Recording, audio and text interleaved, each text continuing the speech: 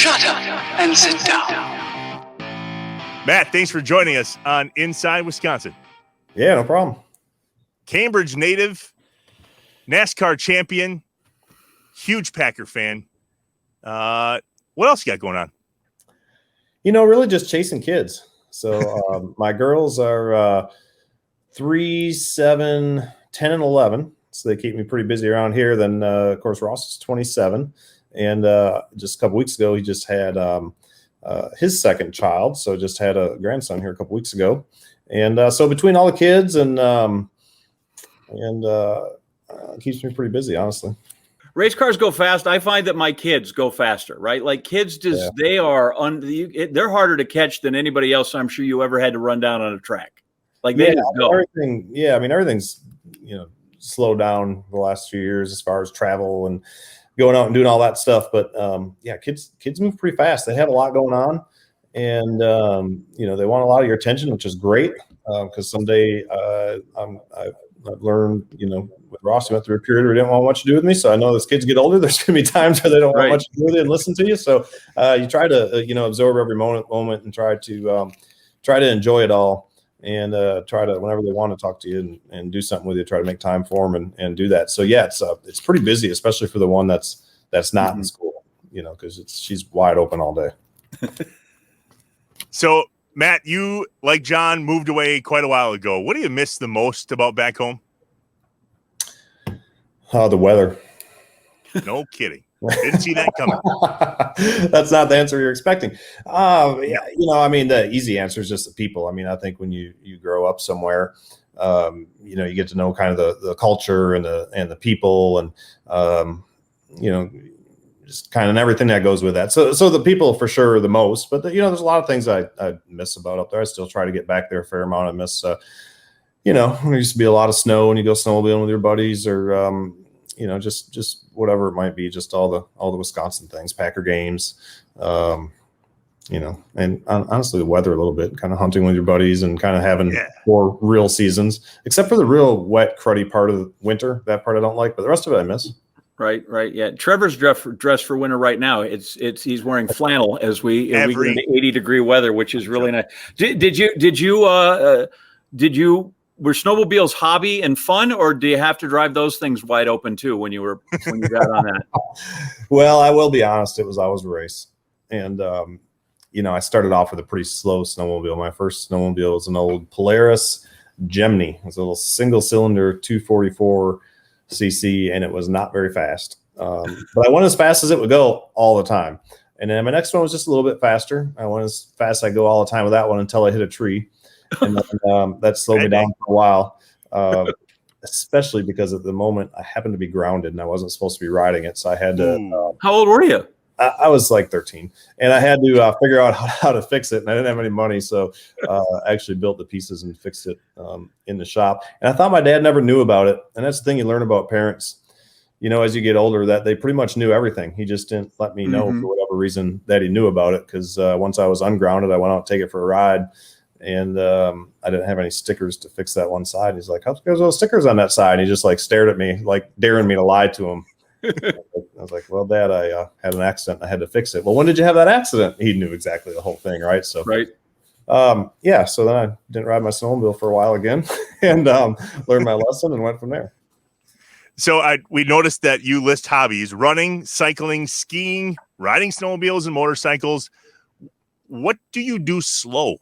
All of those things. Actually, I could say if you watched me race last year, I did that pretty slow. No, come on.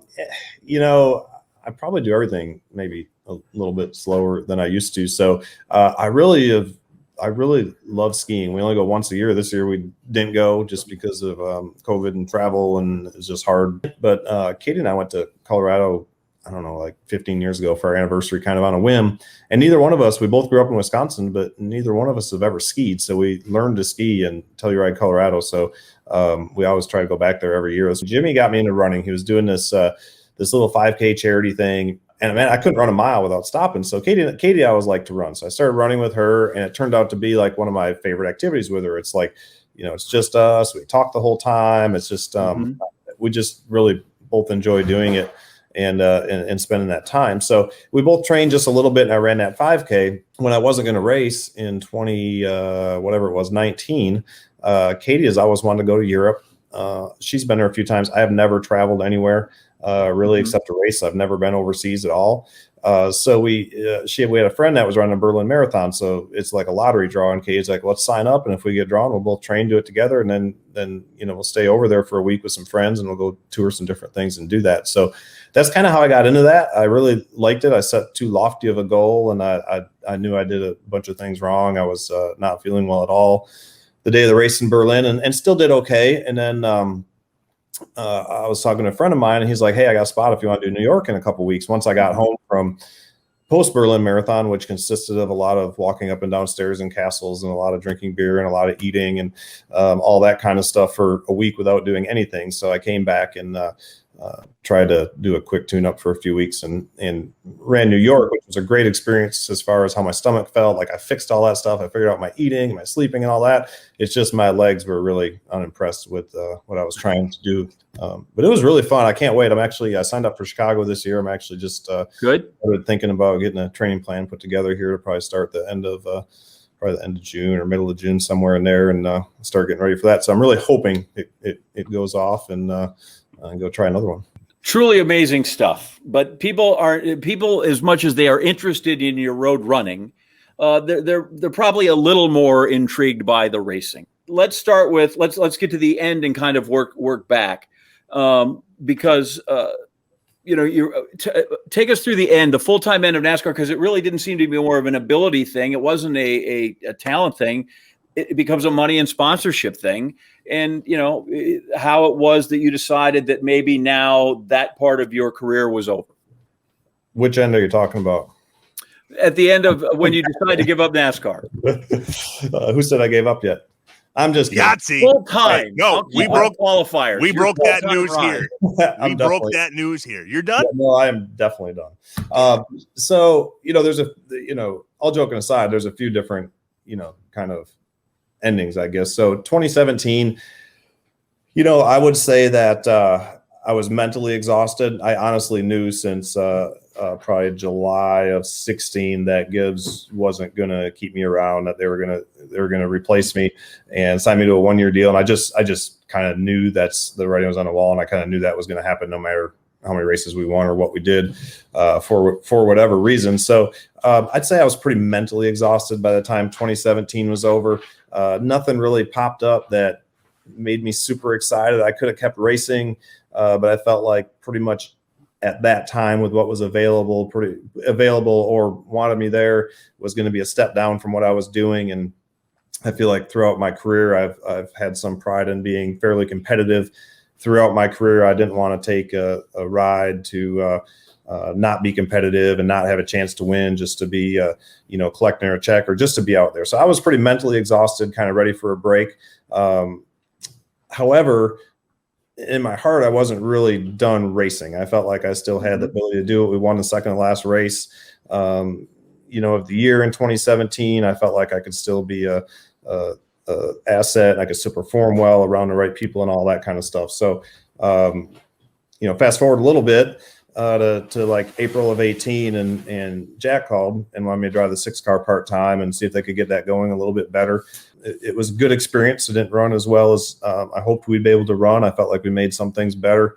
Some things certainly I feel like I wish I could have helped more. But really, once we got toward the end of the season, I could, it was kind of a grind and 3 days a week. And as the kids got older and missing, soccer games and basketball games and school plays and father-daughter dances and all that stuff was just honestly something I wasn't interested in missing anymore. And I just, so I decided it was just time to get out. Took 2019 off and fast forward again. And really it's because, COVID hit. And then when Kyle got out of that car, Chip called me to drive the 42 car. I felt like it was a good team. Kyle always ran really well in that car. And to be honest, I was kind of itching to get back behind the wheel a little bit. Anyway, we were stuck at home. They were all one-day shows. I was like, man, if there's ever an opportunity to go back one more time, to kind of be like, can you still do it or can't you? And, is this something you want to keep doing? Are you done for good? Are you happy? Like all that kind of stuff. It was just a perfect opportunity. Like I said, there were one-day shows. I felt like it's a good team. Wasn't going to be away from home much. Kids weren't doing anything anyway because they were locked down with COVID. So, went back and tried that last year, and really disappointing. Certainly when I got done with the season, I knew that was kind of my sign that it was time to step away for good and stay away. Does it make it easier because the resume's full? Got a bunch of wins. There's a championship. There's Daytona 500. There's not a ton of stuff out there that you didn't accomplish that anybody that got into the sport and raced at the top level would want to do. As much as you think about the races you won, I think about the however many 600 and some that I lost or whatever. So, certainly I feel really, really blessed and fortunate, mainly for the people I was able to work with, how good of cars I was being able to be in.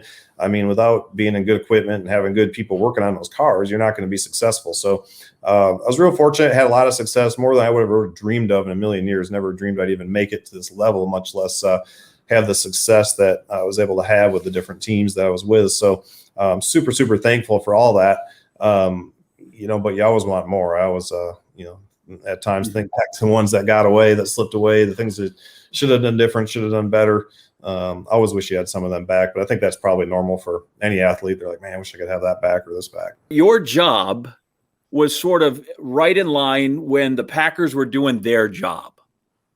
So how did you manage to either watch games or I don't know if you wanted to not find out, don't anybody tell me what happened so I can go watch it. How did you handle that? Yeah. So for years and years, that was always kind of my release. So that's sort of what I look forward to. And when I got home on Sundays, typically couldn't sleep. So what I would do is I would DVR the Packer games, and everyone on my team and the people that I had direct contact with knew that I did this and knew that I did not want to know the results, so they wouldn't tell me. And it worked really good for a long, long time. Once in a while, somebody'd slip and say something, but typically nobody would say a word. And so I wouldn't look at my phone. I wouldn't look at any football scores, wouldn't look at anything. And we go home, we get the kids to bed.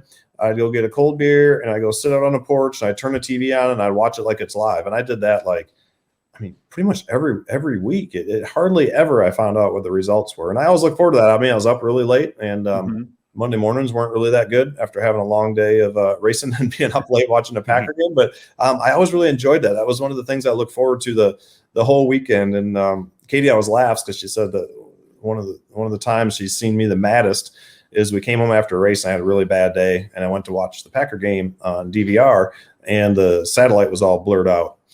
And I went outside, and there were some branches that were in front of the satellite dish, and I was out there at like 10:30 at night with a chainsaw, cutting all these branches out of there, throwing them off. So she thought that was pretty funny. I had a bad day anyway, and then that made it worse. Yeah, that's good. Well, more with Packers fan and, of course, NASCAR champion and Cambridge, Wisconsin native Matt Kenseth. In just a bit, we are inside Wisconsin. Helpful critiques, ideas, great stories, people we should know, the great bar in your town, the fish fry you want to know, the fish boil, anything that you want to reach out to us with. We are happy. We are here. You can be the inputters. We're here to listen. Shut up and sit down.